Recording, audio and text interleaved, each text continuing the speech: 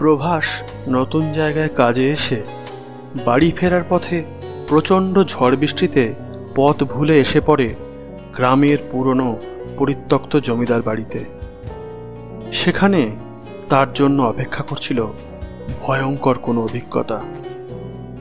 কি ঘটেছিল প্রভাসের সাথে জানতে হলে শুনুন এখন স্টোরি টাইমে আজকের গল্প সুলেখিকা প্রজ্ঞা চক্রবর্তী ও লেখক জয়দীপ গঙ্গোপাধ্যায়ের যৌথ প্রচেষ্টায় লেখা রোমহর্ষক ভয়ের গল্প জমিদার বাড়ির রহস্য।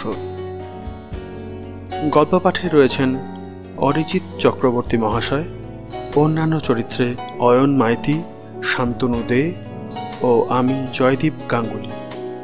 গল্পের পোস্টার ও সাউন্ড এডিটিং জয়4 ক্রিয়েশন। শুরু হচ্ছে এখন স্টোরি টাইমে আজকের নিবেদন অডিও স্টোরি জমিদার বাড়ির রহস্য।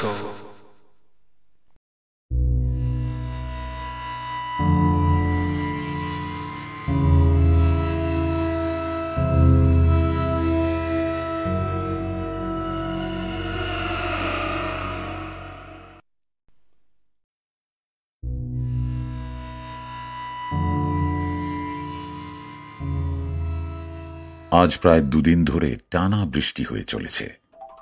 কোনো কাজ ঠিকমতো করা যাচ্ছে না। তবে আজ সকালের দিকে বৃষ্টিটা খানিকটা ধরে আসায় প্রভাস বেরিয়ে পড়েছিল নিজের কাজে। বেশ কয়েকদিন ধরে ভীমগড় গ্রামে রেল লাইনের কাজ চলছে। যদিও এখানে সারাদিনই বেশি ট্রেন চলাচল করে না, তবুও রেল লাইনটা সারানো দরকার হয়ে পড়েছে। অথচ এতদিন ধরে বৃষ্টি থামার নামই নিচ্ছিল না। তবে আজ সকালে বৃষ্টি হয়নি বলে ওরা কাজে লেগে পড়েছিল। বেশি কাজ বাকি ছিল না, তাই সন্ধে অবধি কাজ সেরে সবটা ঠিক করে দেয়। কাজ যেহেতু শেষ, তাই প্রভাস ভেবেছিল আজই বাড়ি চলে যাবে। সেই মতো অফিসে জানিয়ে রওনা হলো বাড়ির দিকে।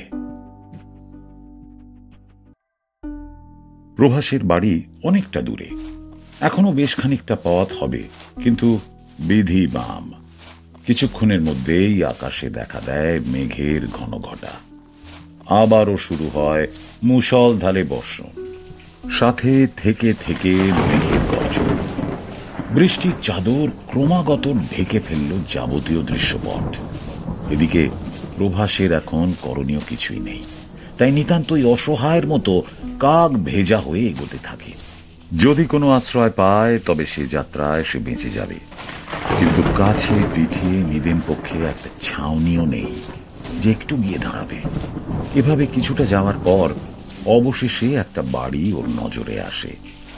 এই দুর্যোগের আঁধারে ওই বাড়িটা তার কাছে আশার কিরণের থেকে কম কিছু নয়, তাই তড়িঘড়ি সেদিকে পা চালিয়ে দেয়।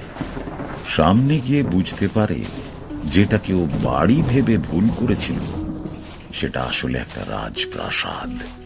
প্রভাস তাড়াতাড়ি এগিয়ে দরজায় ধাক্কা দেয়। কেউ আছেন? দরজাটা খুলুন, কেউ শুনতে পাচ্ছেন?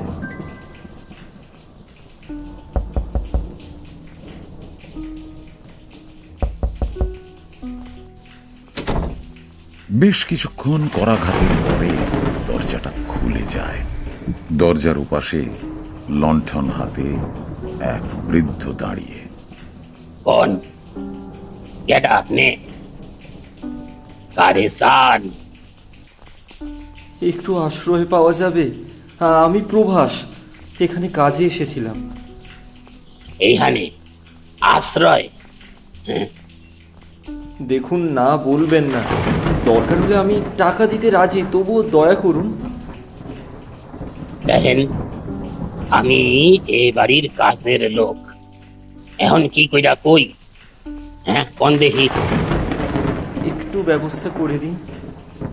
এইখানে খারান, আমি আইতাছি। বলছি, একটু ভেতরে গিয়ে দাঁড়াতে পারি? আসলে যে পরিমাণ বৃষ্টি পড়ছে বুঝতেই পারছেন। সে পারেন, তাই হাত টানের স্বভাব নাই তো? না না না, এসব আপনি কি বলছেন? আমি নিতান্তই বিপদে পড়ে আশ্রয় চাইতে এসেছি। ঠিক আছে, ভেতরে আইসা পড়েন। এই বলে বৃদ্ধ লোকটা ভিতরে চলে যায়। তার কিছুক্ষণ পর ফিরে আসে সাথে করে আরেকজনকে নিয়ে। বৃদ্ধ যাকে নিয়ে আসলো তার পরনে জমিদারের মতো পোশাক, বয়স 60-এর বেশি হবে না। এই আধুনিক যুগে দাঁড়িয়ে যেখানে জমিদারি প্রথা বিলুপ্ত, সেখানে এমন পোশাকে একজনকে দেখে প্রভাসের সারা শরীর কেমন একটা করে ওঠে। ওর অস্বস্তি হলেও মুখে কিছু বলে না। এখন তার আশ্রয় দরকার। বৃষ্টিটা এরই মধ্যে আরো বেড়েছে। এই দুর্যোগের মধ্যে বাইরে যাওয়া একেবারেই অসম্ভব ব্যাপার। প্রভাস ওই লোকটাকে দেখে হাত জোর করে অনুরোধ করে, আমাকে আজ রাতের জন্য একটু থাকতে দিন, আমি কাল সকালেই চলে যাব। এত বৃষ্টির মধ্যে কি করব কিছু বুঝতে পারছি না। লোকটা কোনো কথা বলে না, চুপচাপ ওকে দেখতে থাকে। প্রভাস কিছু বুঝতে না পেরে চাকরটার দিকে তাকিয়ে কাতর অনুরোধের সুরে বলে, কি আপনার মালিক? উনি এই বাড়িখানার মালিক। কেন, সন্দেহ হয় বুঝি? না না, আমি বলছি আপনি একটু ওনাকে বুঝিয়ে বলুন না, শুধু আজ রাতটা, কাল সকাল হলেই চলে যাব আমি। চাকরটা এবার তার মালিকের কাছে সরে গিয়ে একটু নিচু স্বরে তাকে কি যেন একটা বলল। তারপর আবার নিজের জায়গায় ফিরে আসে। ঠিক সেই সময় দিগন্তের বুক চিরে ছুটে গেল বিদ্যুতের রেখা। সেই বজ্রপাতের হালকা আলোয় মুহূর্তের ভগ্নাংশে লোকটার মুখ দেখতে পায় প্রভাস, আর তাতেই ওর সারা শরীর বেয়ে নানা স্রোত। এক মুহূর্তের জন্য মনে হয় সব ছেড়ে এখনই এই প্রাসাদ থেকে না বেরোলে হয়তো সব শেষ হয়ে যাবে। কিন্তু বাইরের দিকে পা বাড়াতেই প্রভাসকে থামতে হলো। এই প্রবল বৃষ্টির কারণে রাস্তাঘাট জলের তলায়। কোন ভরসায় যাবে সে? অগত্যা, আপনি আসেন আমার সাথে, আপনারে ঘর দেখাই দিই। অনেক তো রাত হইল। চাকরটার গলার স্বরে চটকা ভাঙে প্রভাসের। শুরুতে প্রভাস ওর কথায় কোনো উত্তর দেয় না। এটা দেখে সে আবার বিরক্তি মাখা গলায় বলে, সারা রাত কি এইখানেই খাড়ায়া খাড়া কাটাইবেন নাকি? হ্যাঁ, ঘরে যাবেন না? হ্যাঁ, ঘরে যাব। অনেক ধন্যবাদ। এরপর আর কোনো কথা না বলে চাকরটার পিছু পিছু দোতলার একটা ঘরে এসে ওঠে প্রভাস। একটা মোমবাতির হালকা আলোতে যতটুকু দেখা যাচ্ছিল তাতে ঘরটা বেশ ভালোই লাগে প্রভাসের। ঘরের ঠিক মাঝে একটা বেশ বড় খাট, একদিকে একটা আলমারি, আর খাটের ঠিক পাশে একটা বেশ বড় টেবিল। চাকরটা তার হাতের মোমবাতিটা ওই টেবিলে রেখে ধীরে ধীরে বেরিয়ে যায় ঘর থেকে। প্রভাস মোমবাতিটা হাতে নিয়ে চারপাশটা একবার ভালো করে দেখে নেয়। তারপর ব্যাগে থাকা একটা পাউরুটির অর্ধেক অংশ কোনো রকমে জল দিয়ে খেয়ে বিছানার ওপর উঠে বসে। জানলা দিয়ে বাইরে তাকালো প্রভাস। বৃষ্টির প্রকোপ আগের থেকে বেড়েছে, আর তার সঙ্গে পাল্লা দিয়ে হু হু করে বইছে ঝোড়ো বাতাস। জানলার খড়খড়িগুলো থেকে থেকেই কাঁপছে। না, এই বৃষ্টি এত সহজে কমবে না, তবে এই দুর্যোগ কখন কাটবে বলা মুশকিল। প্রভাস আর কিছু না ভেবে গায়ে বিছানায়। সারাদিন অনেক খাটনি গেছে, তাই শোবার কিছুক্ষণের মধ্যেই নিদ্রা দেবী বুঝি তাকে হরণ করে নিলেন।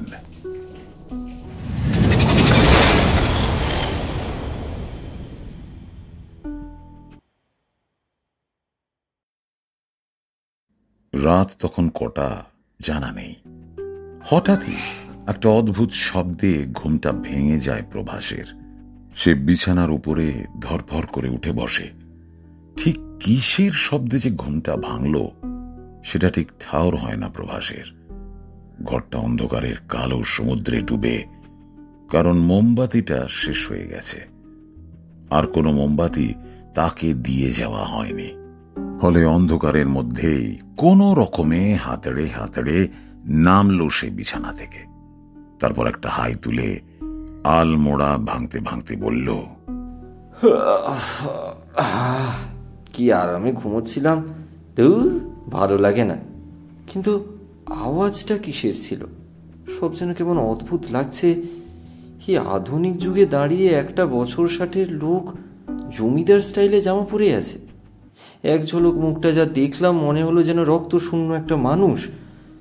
কেন জানি না মনে হলো তার চোখের পাতা পড়ে না, চোখ দুটো যেন মৃত মানুষের মতো স্থির।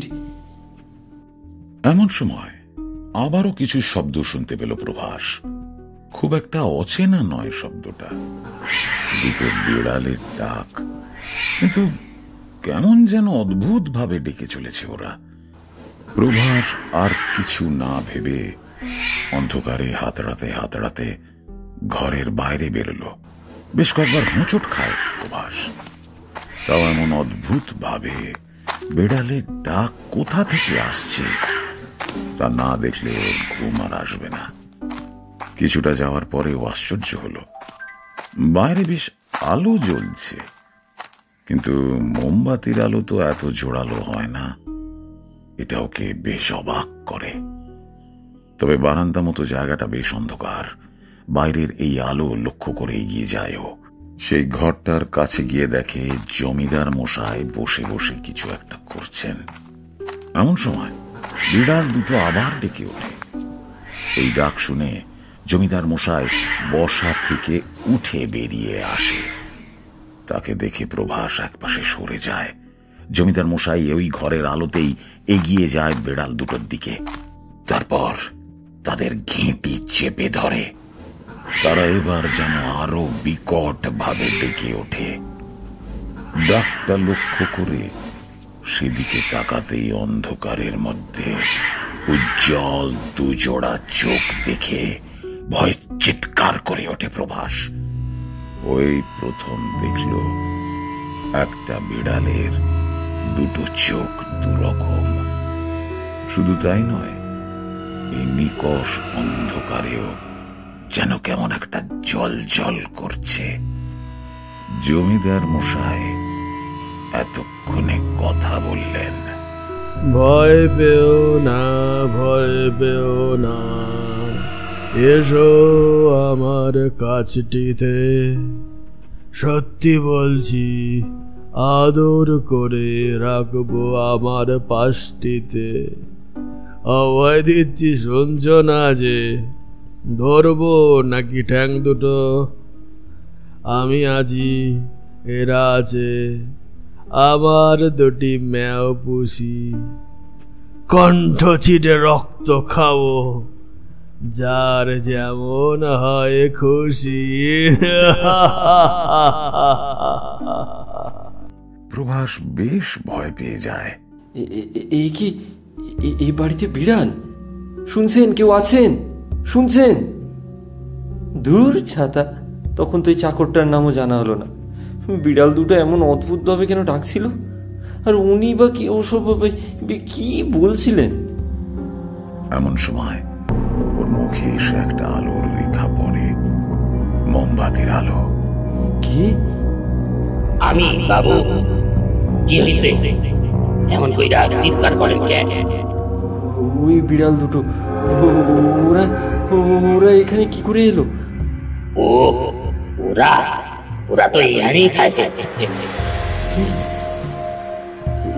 এখানে মানে কি বলছেন এসব? এমন সময় একটা পায়ের শব্দ পেয়ে প্রভাস পিছন ফেরে। মোমবাতির হালকা আলোয় দেখে জমিদার গোছের লোকটা বিড়াল দুটোর ঘাড় ধরে নিয়ে চলে গেল। এত ভয় পান কেন? এই নেন একখানা মোম, যান গিয়া ঘুমায় পড়েন। হ্যাঁ, সে যাচ্ছি, কিন্তু কোনো কিন্তু না, রাত তো শেষ হয়ে আইল। দান দান দান দান। প্রভাস আর কিছু বলার আগে সে ওখান থেকে চলে গেল বলা ভুল। প্রভাসের মনে হলো সে যেন অন্ধকারে মিলিয়ে গেল।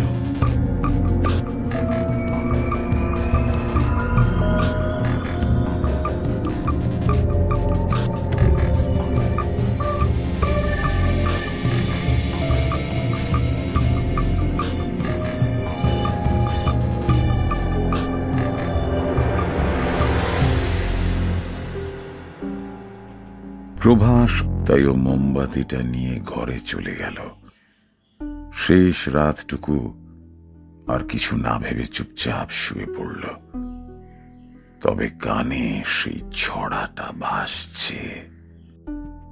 ভয় পেও না, ভয় পেও না, এসো আমার কাছটিতে, সত্যি বলছি আদর করে রাখবো আমার পাশটিতে। অভয় দিচ্ছি, শুনছো না যে? ধরবো নাকি ঠ্যাং দুটো? আমি আছি, এরা আছে, আমার দুটি মিয়াউজি। কণ্ঠ চিরে রক্ত খাবো, যার যেমন হয় খুশি।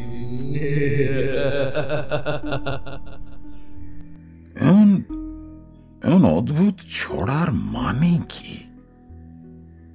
এটা কি শুধুই ছড়া নাকি অন্য কিছু?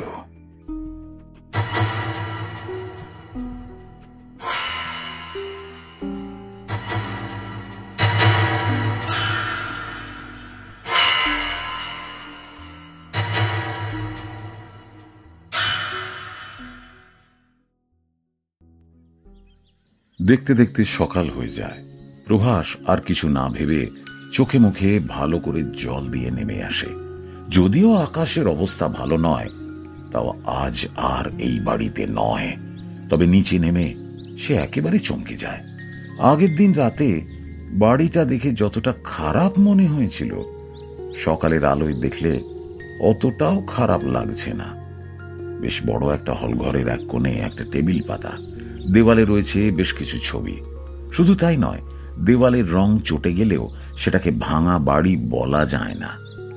টেবিলে বসে থাকা জমিদার বাবুকে একবার ভালো করে দেখল প্রভাস। না, তাকে দেখে তো ফ্যাকাশে লাগছে না। তাহলে কি রাতের আলো আধারিতে ওই রকম লাগছিল? ও আর কিছু না ভেবে ব্যাগ নিয়ে এগিয়ে গেল টেবিলের দিকে।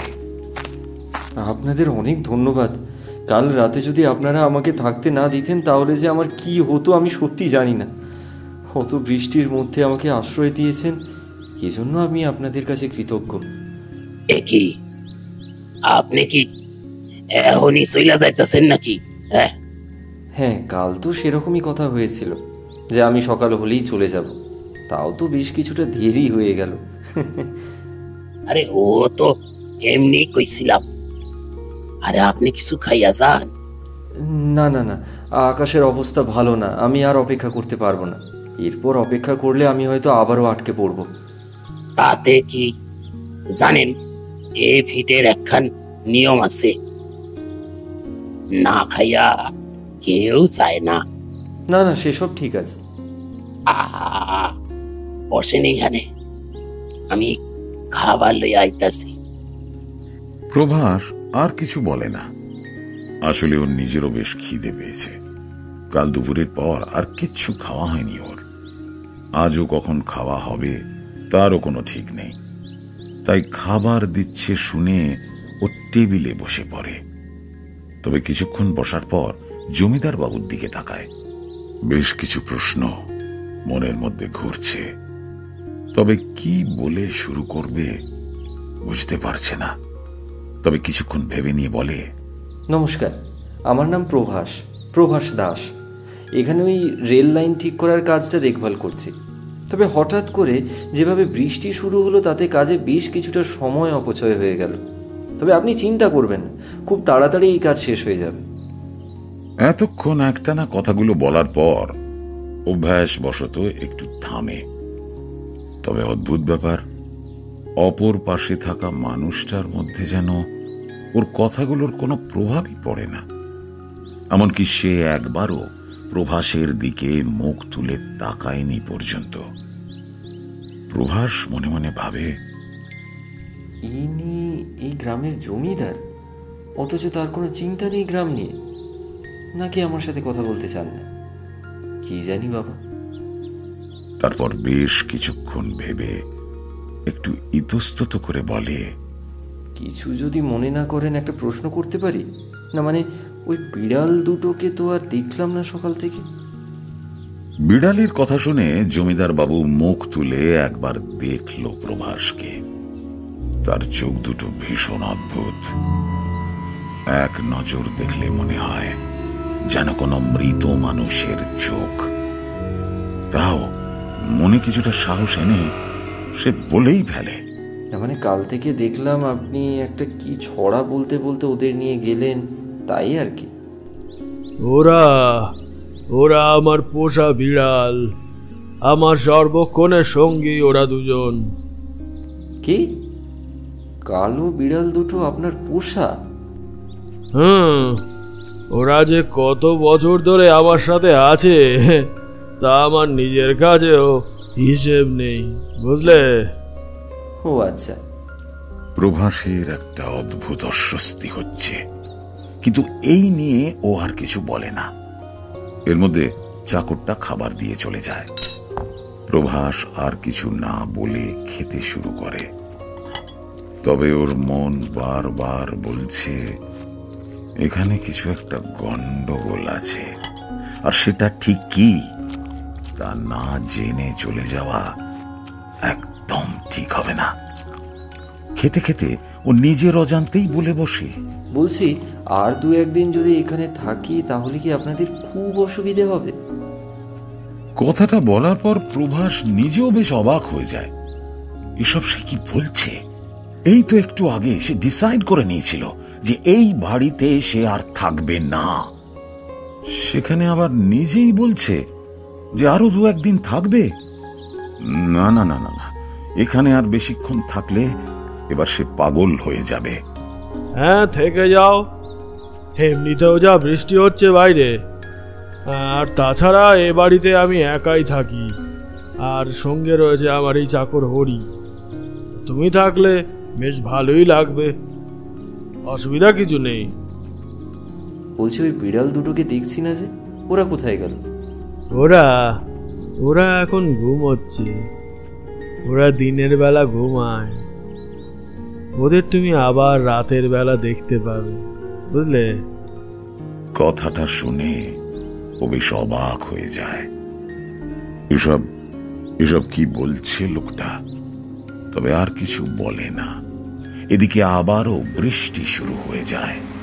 তাই আর কিছু না ভেবে খাওয়া শেষ করে প্রভাস ঘরে চলে যায়। ঘরে বসে একটা বই পড়ছিল। হঠাৎ একটা জিনিস খেয়াল করে নিজেই চমকে ওঠে। লোকটার তো চোখের পাতা পড়ে না, এটা কি করে সম্ভব? সে কিছু না ভেবে বইটা রেখে দিয়ে উঠে পড়ে বিছানা থেকে। তারপর খুঁজতে খুঁজতে একটা ঘরে যায়, যেখানে সেই লোকটা বসে কিছু একটা করছিল। আপনার সাথে একটু কথা বলা যাবে? ওর কথা শুনে লোকটা একটা অদ্ভুত চাহনিতে ওর দিকে তাকালো। তারপর মাথা নেড়ে সম্মতি জানালো। এবার প্রভাস ভালো করে লক্ষ্য করল, না, চোখের পাতা পড়ে না। তবে যে ফ্যাকাশে ভাবটা ছিল মুখে, সেটা এখন আর নেই। তবু তার ওই চাহনি যেন একটা বিপদের সংকেত দিচ্ছে। আপনি মূলত কি করেন? হ্যাঁ, আমি আমি আমি এই সম্পত্তিটা পাহারা দিই। এই যে বিশাল সম্পত্তি তুমি দেখছো, আমি সেই সম্পত্তি পাহারা দিই।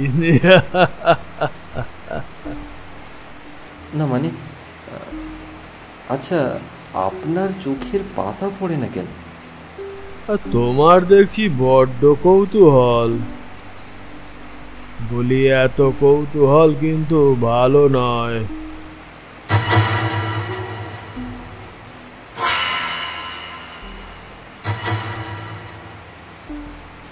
না মানে মানে আসলে আর কোনো কথা নয়, যাও যাও, গিয়ে বিশ্রাম নাও।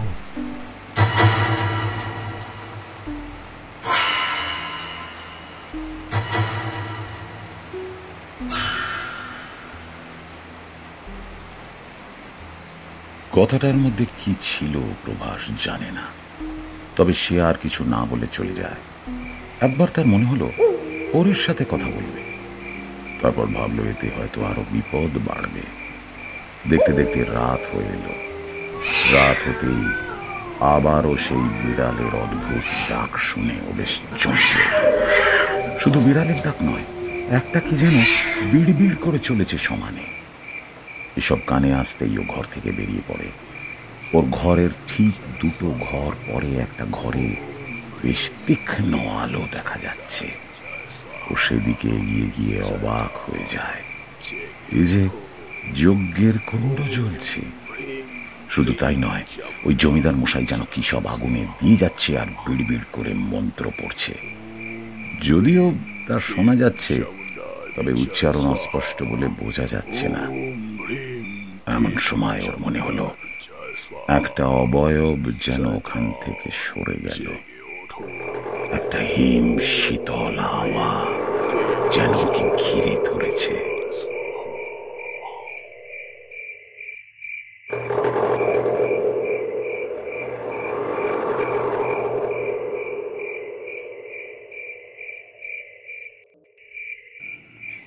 কি আপনি?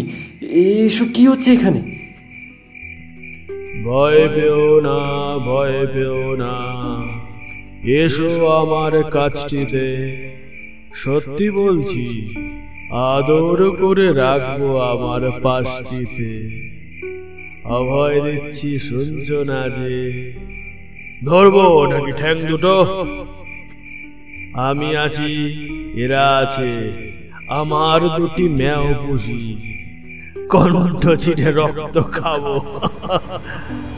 সার যেমন হয় খুশি।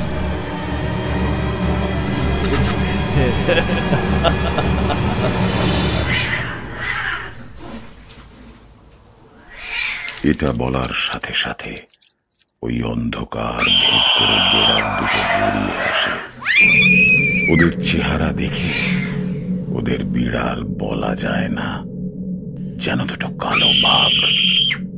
আর ওদের মুখে ধরা রয়েছে একটা মানব শিশু। আর ওই মানব শিশুর কান্নাতেই যেন চারপাশ গম গম করে উঠছে। ওদের সদন্ত যেন ওই শিশুর কোমল শরীর ভেদ করে ভিতরে প্রবেশ করেছে। তবে অদ্ভুতভাবে তার কোনো রক্তের ফোঁটা বাইরে পড়ছে না। ওরা বাচ্চাটাকে সযত্নে নামিয়ে রাখলো জমিদার মশায়ের কোলে। মানে কালকের ওই শব্দই বাচ্চার ছিল, বিড়ালের নয়। এসব কি হচ্ছে এখানে? কথাগুলো বিড়বিড় করতে করতে প্রভাস এগিয়ে যাচ্ছিল ঘরের দিকে। হঠাৎ কি যেন অন্ধকারের মধ্যে থেকে তাকে টেনে নিয়ে গেল।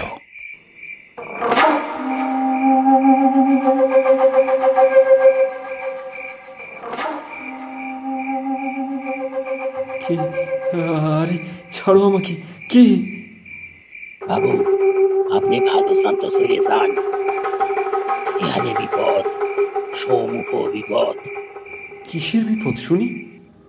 ওসব বাদ দেন, চলে যান এখান থেকে, চলে যান। এখানে কি হচ্ছে না জেনে আমি কিছুতেই যাব না। এমন কইয়েন না বাবু। যা বলছি ঠিক বলছি।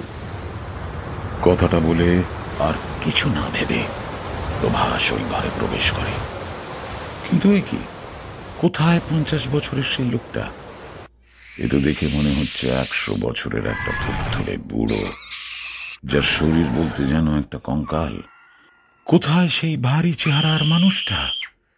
এতক্ষণ লোকটার দিকে তাকিয়ে থাকায় আর কিছু খেয়াল করেনি সে। তবে এবার একটা বাচ্চার কান্নায় তার হুঁশ ফিরল। ওই কঙ্কালটার হাতে একটা বাচ্চা, তাকে আষ্টে পৃষ্ঠে ধরে আছে কঙ্কালটা। এবার ধীরে ধীরে বসা থেকে উঠে দরজার দিকে মুখ করে দাঁড়ায় সে। দরজার সামনে বিশালাকার সেই বিড়াল দুটো, তাদের মুখ দিয়ে অদ্ভুত একটা শব্দ বেরোচ্ছে। এমন সময় সেই কঙ্কালটা হা করল, আর সেখানে চকচক করে উঠল দুটো সদন্ত, যা মানুষের দাঁতের তুলনায় যথেষ্ট বড়। সেই দাগ দুটো সে ধীরে ধীরে সেই শিশুটার ঘাড়ে বসিয়ে দিল। প্রভাস আর সহ্য করতে না পেরে এক ছুটে ঘরে ঢুকে গেলে তারপর সেই কঙ্কালটার উপর ঝাঁপিয়ে পড়ল। তবে এর মধ্যে শিশুটার বেশ কিছুটা রক্ত শুষে নিয়েছে কঙ্কালটা। প্রভাস কোন রকমে শিশুটাকে সরিয়ে কঙ্কালটার উপর চেপে বসল। এমন একটা ঘটনা আচমকা ঘটায় সবকিছু একেবারে থমথমে হয়ে গিয়েছিল। তবে কিছুক্ষণ পর বিড়াল দুটো অদ্ভুত একটা স্বরে ডাকতে শুরু করলো। প্রভাস লক্ষ্য করল কঙ্কাল সার শরীরটা যেন ধীরে ধীরে মানুষের রূপ নিচ্ছে।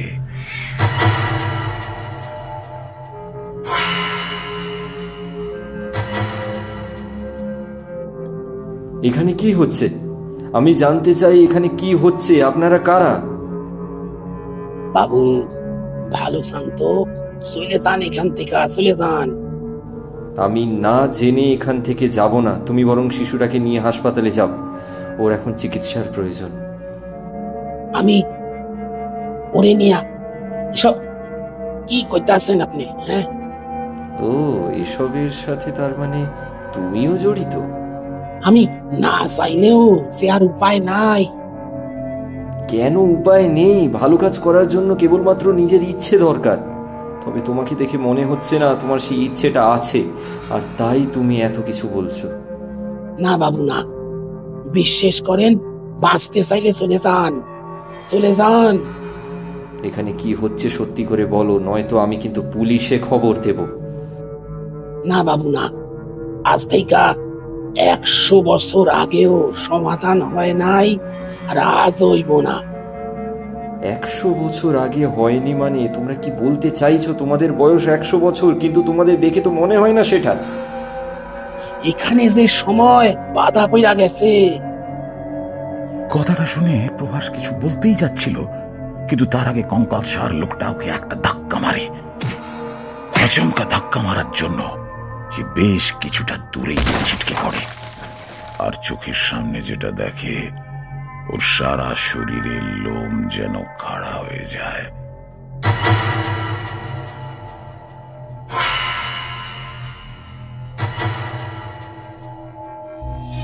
একটু আগে যে লোকটাকে দেখে কঙ্কাল না মানুষ বোঝা যাচ্ছিল না, এখন সেই লোকটা এত তাড়াতাড়ি দোহারা চেহারার হয়ে উঠল কি করে?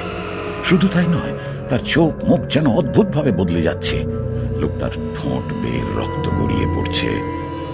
এবার সে তার জিভ দিয়ে ধীরে ধীরে রক্তটা চেটে খেয়ে নিল।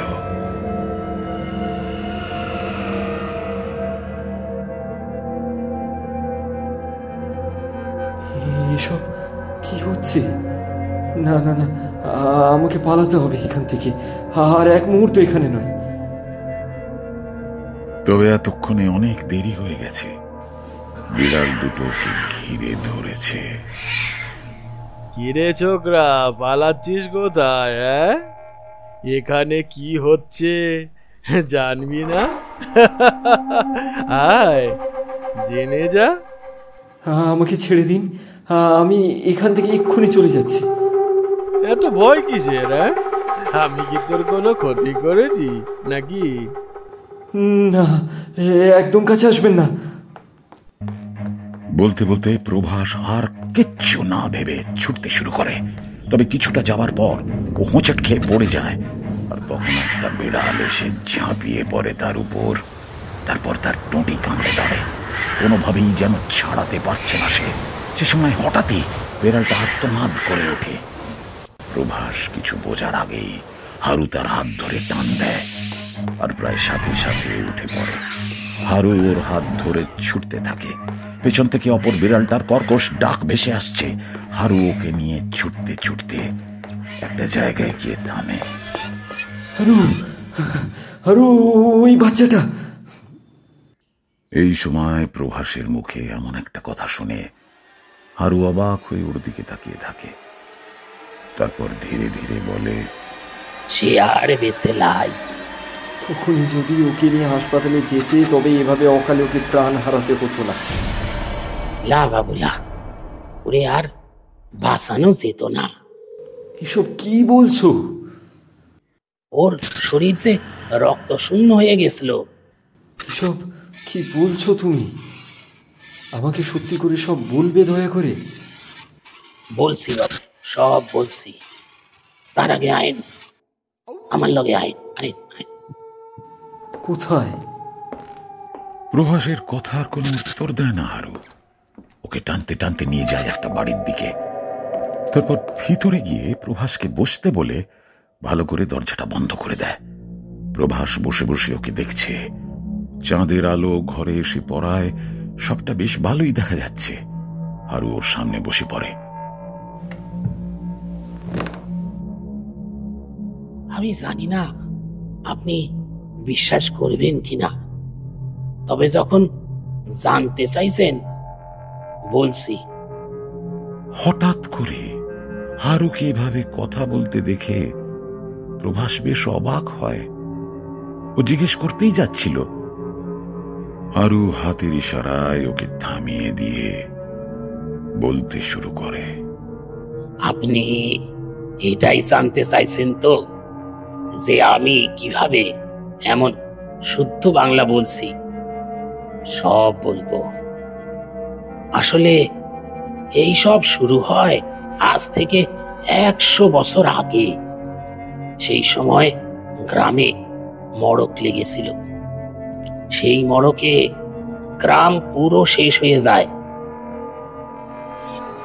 এক সময় এমন পরিস্থিতি হয়েছিল যে কেউ মারা গেলে মুখে আগুন দেওয়ারও কেউ ছিল না। সেই মড়কেই এই জমিদার পরিবার শেষ হয়ে যায়। সবার শেষে মারা যান জমিদার বাবু। তবে ওনার বেঁচে থাকার প্রবল ইচ্ছে ছিল। যখন মারা যান তখনও বাঁচার জন্য প্রবল আকুতি মিনতি করেছিলেন, তবে শেষ রক্ষা হয়নি। আর প্রবল বাসনা নিয়ে মৃত্যুর কারণে মৃত্যুর পর তিনি মুক্তি পাননি। পরিণত হয়েছিলেন এক ব্রহ্মদৈত্যতে। ওই যে বিড়াল দুটো দেখলেন, ওই বিড়াল দুটো ছিল ওনার পোষা বিড়াল, ওনার সর্বক্ষণের সঙ্গী। যতদিন উনি বেঁচে ছিলেন ততদিন ওই বিড়াল দুটো ওনার সাথে একদম জড়িয়ে থাকত। আর ওনার মৃত্যুর পর তাদেরও মৃত্যু হয়। সব একসাথে ভূত হয়ে এইখানেই থাকতে শুরু করে। এরপর কেটে যায় বহু বছর। আবারও গ্রাম ধীরে ধীরে ভরে ওঠে। সবকিছু ঠিকঠাক চলছিল। তবে এই 1-2 বছর ধরে উনি নিজের ক্ষমতা ও শক্তি বৃদ্ধি করার জন্য একের পর এক শিশু হত্যা করতে শুরু করেন। তাদের রক্ত ও প্রাণ শক্তি দিয়ে ধীরে ধীরে নিজের একটা অবয়ব তৈরি করেছেন। এই কাজে উনাকে সাহায্য করে ওই বিড়াল দুটো। কোথা থেকে যে এত শিশু প্রায় সে নিয়ে আসে তা আমার জানা নেই। এভাবেই উনি আজও আগের সেই যৌবন ধরে রেখেছেন। এতটা বলে হরি চুপ করে যায়। প্রভাস এখনো বিশ্বাস করতে পারছে না এসব কিছু। সে কিছু একটা বলতে যাচ্ছিল, তবে হরি ইশারা করে তাকে থামিয়ে দেয়। তারপর ঘরের জানলার ছোট্ট একটা ফাঁক দিয়ে সে যেন কি একটা দেখতে থাকে। এটা দেখে প্রভাস বেশ অবাক হয়। হরি কি দেখছে দেখার জন্য তার দিকে এগিয়ে যায়। জানলার বাইরে বিড়াল দুটো ঘুরে বেড়াচ্ছে। হরি যে বিড়ালটাকে আঘাত করেছিল সে একদম আহত বাঘিনীর মতো সেখানে ঘুরে বেড়াচ্ছে। হরি ইশারায় প্রভাসকে নিয়ে ওখান থেকে বেরিয়ে পড়ে। তারপর আবারও ঘুরে ফিরে সেই জমিদার বাড়িতেই যায়। কি আবার এখানে কেন নিয়ে এলেন? কারণ আমাদের এইখানে কেউ খুঁজবে না। প্রভাসেরও তাই মনে হলো, কারণ ওদের এখানে প্রবেশ করতে কেউ দেখেনি। তাও গলার স্বর একদম নামিয়ে প্রভাস বলল, আপনি তো ওনার চাকর, তাহলে ওনার সাহায্য না করে আমাকে কেন বাঁচাতে চাইছেন?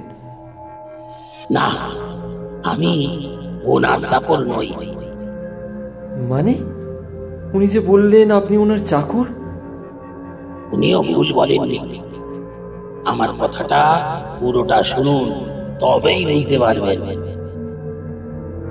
হরির গলার স্বর যেন কেমন অদ্ভুত রকমের ভারী হয়ে এসেছে, যেন কোনো এক চাপা যন্ত্রণা বহু সময় পর আবার উঠে এসেছে। নিজেকে একটু গুছিয়ে নিয়ে সে আবার বলতে শুরু করলো, আজ থেকে বছর 2 আগের কথা। আমিও তোমার মতো এক রাতে ওই বাড়িতে আশ্রয় নিয়েছিলাম। সেই সময় হরির সাথে আমার আলাপ হয়েছিল,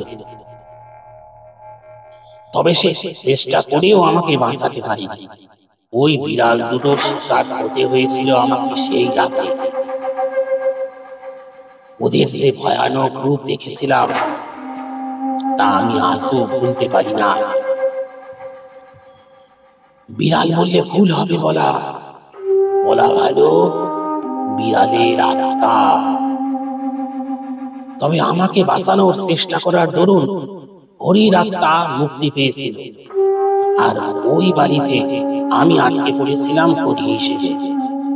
তবে আজ তোমাকে বাঁচানোর জন্য যখন ওই বিড়ালটার দিকে একটা বড় মাটি ছুঁড়ে মারি, তখন থেকেই ধীরে ধীরে আমি আমার নিজের স্বরূপ ফিরে পাই।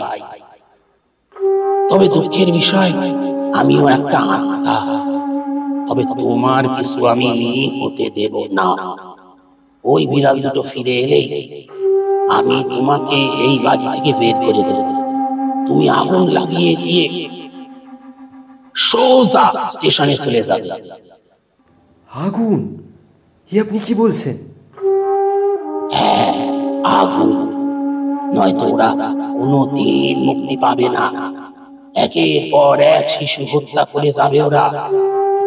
তুমি কি তাই চাও?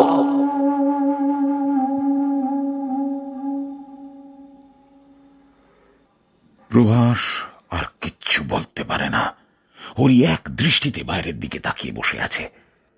এভাবে যে কতটা সময় কেটে গেছে প্রভাস নিজেও জানে না। ওর কানে এখনো সেই বাচ্চার কান্নার আওয়াজ ভাসছে।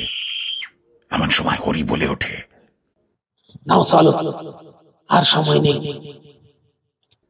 প্রভাস আর কোনো কথা বলে না। সত্যি বলতে কি, ওর আর কথা বলার মতো শক্তি নেই। হরি ওকে বাড়ির বাইরে বের করে দেয়। এরপর ওকে একটা ভাঙা ঘরের কাছে নিয়ে যায়।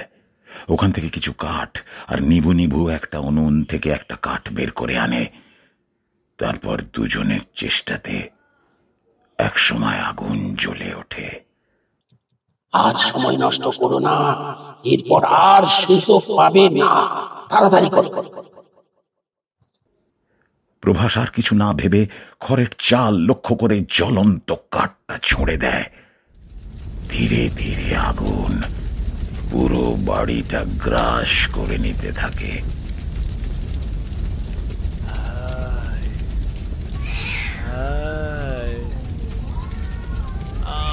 সেখান থেকে ভেসে আসতে থাকে বিড়াল দুটোর কর্কশ চিৎকার। প্রভাস আর কিচ্ছু না ভেবে দৌড় দেয়। হরি ওকে রাস্তাটা বলে দিয়েছিল আগেই। ভোর প্রায় হয়ে এসেছে। কোন রকমে স্টেশনে পৌঁছাতে পারলেই হলো। আর কোনো চিন্তা থাকবে না।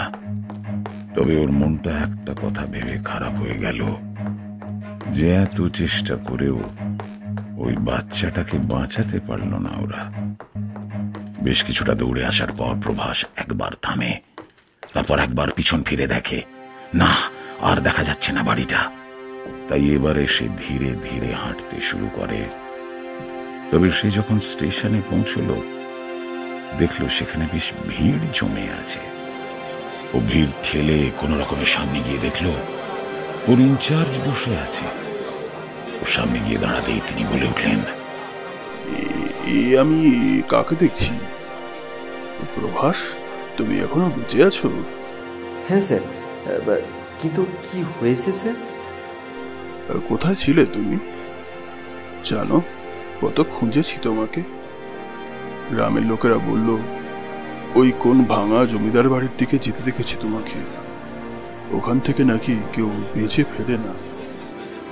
প্রভাস কিছু একটা বলতেই যাচ্ছিল, তবে তার আগে দুজনে গিয়ে এসে ওকে স্পর্শ করে দেখতে থাকে।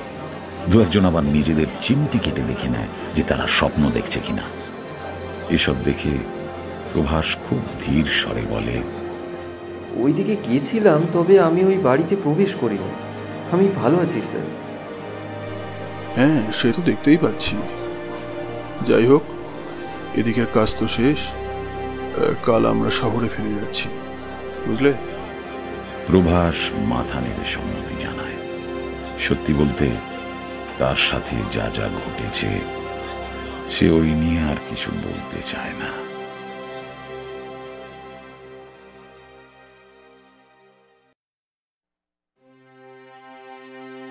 এরপর কেটে গেছে বেশ অনেক দিন।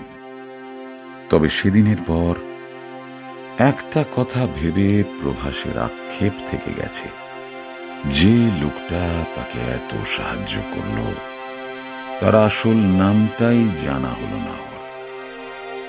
এতটা অকৃতজ্ঞ যে ও কি করে হলো তা ওর নিজেরও অজানা।